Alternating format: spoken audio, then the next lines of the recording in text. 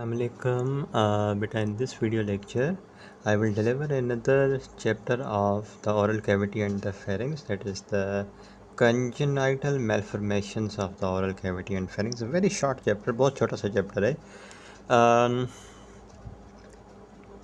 congenital malformations oral cavity की और pharynx की बेटा, ठीक है. सबसे पहले oral cavity के अंदर एक बड़ा congenital problem, that is the cleft lip and cleft palate, ठीक है.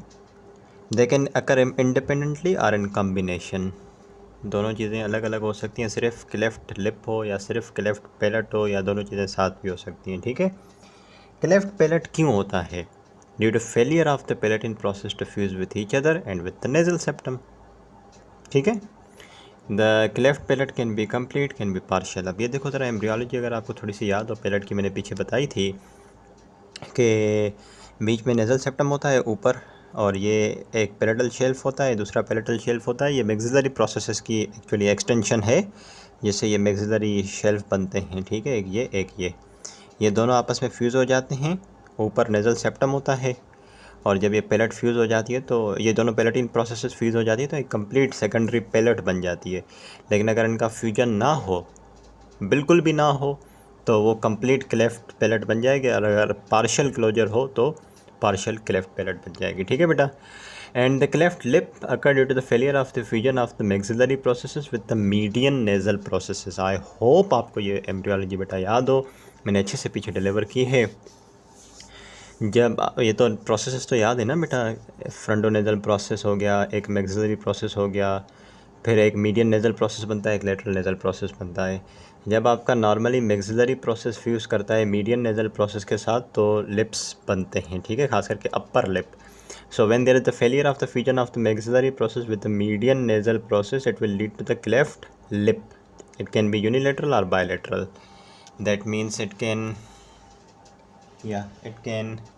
involve only one side of the lip या फिर both the sides of the lip, right beta. So it can be unilateral or bilateral, complete or partial. This is the complete cleft lip, ठीक है, इस तरीके से.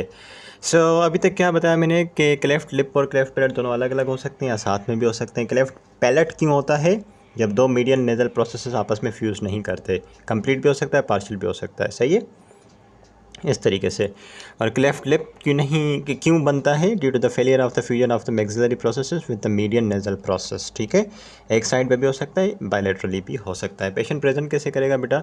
अगर cleft lip पे cleft palate है, अगर माइनर डिग्री का क्लेफ्ट है ना, तो कोई सिम्टम नहीं आता, सिर्फ कॉस्मेटिक प्रॉब्लम वो तो होगा, जाहिर सी बात है कि लिप बड़ा अजीब सा लगेगा, पैलेट बड़ी अजीब सी लगती है.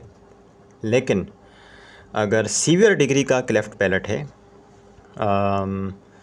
तो बड़े मसले होते हैं, जैसे कि food regurgitation into the nose. क्योंकि आपको पता है ना, एक बात तो ऑब्वियस बात है कि ये आपकी नोज़ है और नीचे होती है पैलेट. ये माउथ है, सही है, ये पैलेट है, ये टंग है, ये नोज़ है. अगर इसमें इतना बड़ा बीच में क्लेफ्ट है तो यहाँ माउथ से फूड रिगर्जिटेट करके नोज़ में जा सकता है, अगर बड़ा क्लेफ्ट है तो, सही है. और इसके अलावा यूस्टेशियन ट्यूब डिसफंक्शन होते हैं, क्योंकि अगर बेटा ये पैलेट के अंदर क्लेफ्ट है ना, तो एनाटमिकल इसकी पोजीशन ख़राब होगी, तो ये हो सकता है कि पैलेट जो है वो जाके यूस्टेशियन ट्यूब को ब्लॉक करे, ठीक है. तो यूस्टेशियन ट्यूब डिसफंक्शन हो सकता है, ठीक है. और फिर ईयर सिम्टम्स आएंगे, खास करके कंडक्टिव डीफनेस. ट्रीटमेंट इसका रिकन्स्ट्रक्टिव सर्जरी होती है, जिसमें हम पैलेट को सही कर देते हैं, ठीक है बच्चा, इस तरीके से. सो या this is all about the cleft lip and cleft palate. अगर हल्का सा मतलब सीवियर डिग्री का क्लेफ्ट नहीं है, हल्की माइनर डिग्री का क्लेफ्ट है, क्लेफ्ट लिप या क्लेफ्ट पैलेट, तो फिर तो मसला नहीं है, वो एसिम्प्टोमेटिक होता है. हाँ, कॉस्मेटिक प्रॉब्लम तो होती है, लेकिन अगर सीवियर डिग्री का क्लेफ्ट हुआ तो फिर फूड रिगर्जिटेट करता है, ये पैलेट जो है ऊपर यूस्टेशियन ट्यूब को ब्लॉक करती है, सही है, इस तरीके से बेटा. इसके बाद comes the malformations of the tongue. अभी हमने लिप और पैलेट की बात की, लिप और पैलेट के बाद मेलफॉर्मेशंस ऑफ टंग, जिसमें एक कंडीशन आ जाती है macroglossia. Tongue is bigger in its size and कुछ डिजीज़ होती हैं, खास करके एक्रोमेगाली, क्रेटिनिज़म या फिर लिम्फेंजियोमा ऑफ द टंग, जो कि बिनाइन कंडीशन है टंग की. तो ऐसी डिजीज़ में मैक्रोग्लोसिया देखने को मिलती है, सही है. मैक्रोग्लेशिया ऐसी कंडीशन है जिसमें टंग का साइज़ बड़ा होता है, और ये कौन सी कंडीशन में देखने को मिलती है? एक्रोमेगाली में, क्रिटिनिज्म में, जब ग्रोथ ज़्यादा होती है पूरी बॉडी की तो उसमें टंग भी ज़्यादा ग्रो करती है। माइक्रोग्लोशिया जब टंग बहुत स्मॉल हो। Aglossia the complete absence of the tongue, और ये बहुत एक्सट्रीमली रेयर कंडीशन होती है। Bifid tongue, failure of the fusion of the two lateral tubercles of the first arch. Right बेटा, एक बात आपको मैं बताऊं कि टंग की डेवलपमेंट कैसे होती है। असल में क्या होता है कि जो फर्स्ट आर्च होता है ना, तो उसमें दो ट्यूबरकल्स बनते हैं, सही है, जिनको हम लिंगुअल ट्यूबरकल्स कहते हैं। वो दो लिंगुअल ट्यूबरकल्स आपस में फ्यूज़ होते हैं, नीचे ट्यूबरकुलम इम्पार होता है। अभी इसको छोड़ दो आप फ़िलहाल ये याद रखो कि दो लिंगुअल ट्यूबरकल्स होते हैं जो आपस में फ्यूज़ करते हैं तो टंग बनती है, सही। और ये फर्स्ट आर्च पे मौजूद होते हैं दो लेटरल लिंगुअल ट्यूबरकल्स। जब ये दोनों फ्यूज़ करते हैं तो टंग बनती है।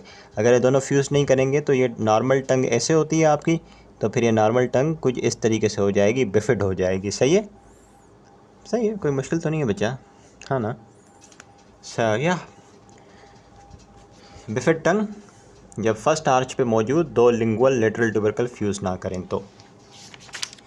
And then comes another condition बेटा, that is the tongue tie और एंकाइलोग्लोशिया। नॉर्मली आपको पता है कि ये जो फ्रेनुलम होता है ना, जो टंग को नीचे फ्लोर ऑफ माउथ से अटैच करता है, ये थोड़ा बड़ा होता है नॉर्मली, ठीक है।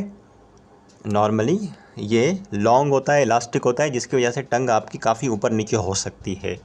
लेकिन टंग टाई एंकाइलोग्लोशिया ऐसी कंडीशन है जिसमें जो फ्रेनुलम होता है ना, बहुत छोटा होता है और थिक होता है, जिसकी वजह से अगर ये फ्रेनुलम बहुत छोटा होगा तो टंग ज़्यादा मोबाइल नहीं होगी, टंग ज़्यादा मूव नहीं कर पाएगी, सही है। तो इस वजह से प्रॉब्लमेटिक होता है ये। टंग टाई और ankyloglossia is the condition in which the tongue is attached to the floor of the mouth by a short frenulum. Normal individual में फ्रेनुलम लंबा होता है तो टंग काफ़ी ऊपर नीचे जा सकती है। टंग टाई एंकाइलोग्लोशिया ऐसी कंडीशन है जिसमें आपका फ्रेनुलम जो है वो काफ़ी छोटा होता है और ये जो टंग है ज़्यादा ऊपर नहीं जा पाती, फ्लोर के साथ ही रह जाती है, सही है। Resulting in the limitation of the tongue movement, और इसकी वजह से फिर जाहिर सी बात है टंग इतना मूव नहीं करती तो स्पीच भी फिर अफेक्ट होती है। And also you are unable to protrude the tip of the tongue, क्योंकि बस ज़्यादा से ज़्यादा यहाँ ये जो इंसिजर्स का लेवल है ना, लोअर इंसिजर्स, यहाँ तक आप टंग को निकाल पाते हो, इससे ज़्यादा बाहर प्रोट्रूड नहीं कर पाते, क्योंकि पीछे फ्रेनुलम छोटा है तो कैसे बाहर निकालोगे, पॉसिबल ही नहीं है। It is treated by the surgical division of the short frenulum and freeing the tongue. इसका एक ही हल है कि इस फ्रेनुलम को काट दीजिए, लोकल एनेस्थीसिया में करते हैं मेरे ख्याल से, और टंग आपकी कम्प्लीटली फ्री हो जाती है, सही है, इस तरीके से। लास्टली एक congenital problem, lingual thyroid. Sometimes the median diverticulum fails to descend in the neck and the thyroid gland is formed within the substance of the tongue।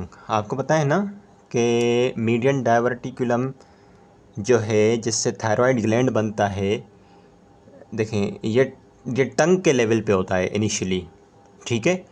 जो मीडियन डाइवर्टिकुलम होता है वो टंग के लेवल पे होता है, सही है, at the level of foramen caecum, और इस मीडियन डाइवर्टिकुलम से थायराइड बनता है। लेकिन बाद में क्या होता है, ये जो मीडियन डाइवर्टिकुलम नीचे डिसेंड करता है, नेक में आता है और फिर वहाँ पे थायराइड ग्लैंड बनता है। लेकिन फ़र्ज़ करें अगर ये मीडियन डाइवर्टिकुलम नीचे डिसेंड ना करे नेक में, ऊपर टंग के लेवल पे ही रह जाए, तो क्या होगा, thyroid gland is formed within the substance of the tongue and it is said to be the lingual thyroid, सही है।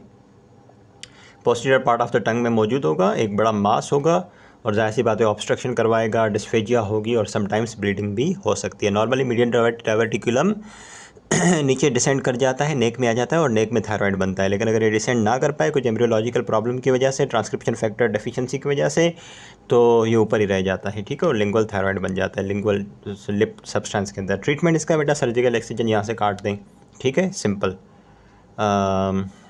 That's it, not else.